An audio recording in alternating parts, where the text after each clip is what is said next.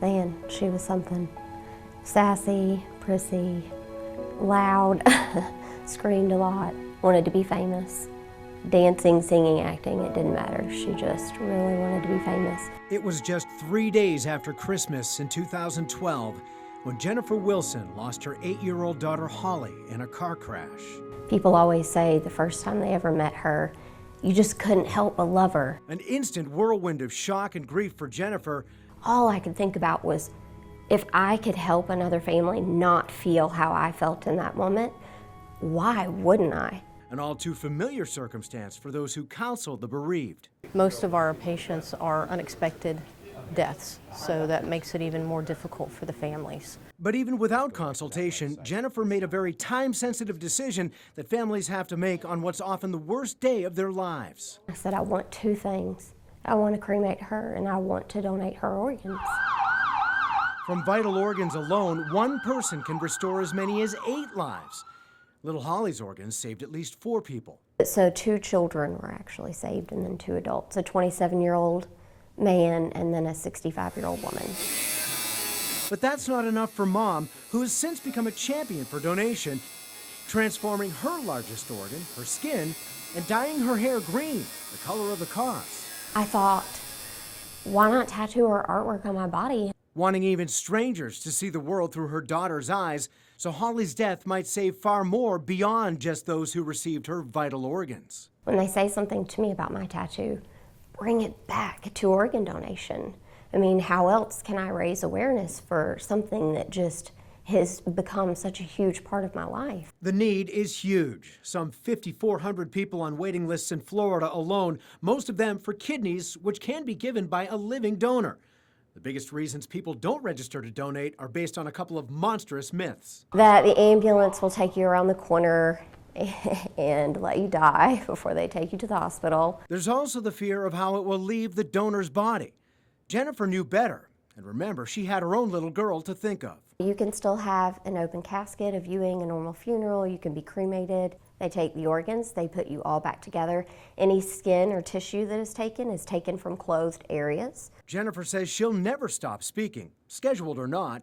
I just recently cried with a girl at Trader Joe's. And as for the body art, she says she's not done quite yet. It won't be complete until I get to meet the little boy who got her heart and record her heartbeat and then have it tattooed right underneath her name. That'll be the moment that I hear her heart again, which I have not heard in a very long time. And not only that, but keeping somebody else alive.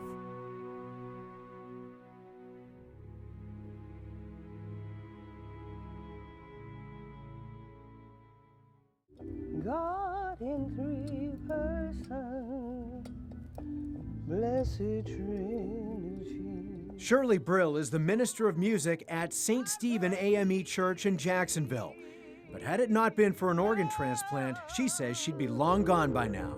Most definitely, I was at death's door. In 2004, Shirley first noticed shortness of breath. And at first, I kind of ignored it, shoved it to the side. Until it shoved her to the side. This vocalist needed not just any organs, but lungs, and not just 1, but 2. Finally, on May 6, 2008, she had transplant surgery. Since then, she's been belting it out on borrowed time and even borrowed lungs, but not on borrowed faith. I've often said that, in one word, my life was restored. No convert by convenience, Shirley had been practicing the gospel of giving for decades. Even as a teenager, I chose to become an organ donor, never realizing that further down the road, I would need the gift of life. Of course, at that tender age, Shirley also couldn't have known her transplant would one day inspire a future generation. All of my grandchildren now are, well, the majority of them are organ donors because of the love that someone shared with me. Including her granddaughter, Chauncey, who would register before her own life was cut short by lupus in 2013 when she was just 23. She said, guess what? I'm an organ donor, and she showed me her driver's license. Considering her own family, Shirley points out a common misconception that whether hospitalized by illness or injury, registered donors don't receive the same life-saving efforts. Their first priority is to save you, but a lot of times people feel that they're not going to save me because they just want my organ, and that's not the case. Shirley has no plans to stop paying and praying tribute to not one but two saviors. How I love Jesus. As she plays the church organ and lives on the organs of another person, she also won't quit spreading the doctrine of donation. I'll do it until I can't do it anymore. And it'll probably be because of death. So here's how quick and easy it is to register. Go to donatelifeflorida.org, or in Georgia, you can go to registerme.org. Very similar pages, both of which are linked to this story on firstcoastnews.com. Click sign up today. Enter your information. Specify if there are any organs that you'd like left alone, and it's that easy. You're signed up. Jeff Ballin, First Coast News, on your side.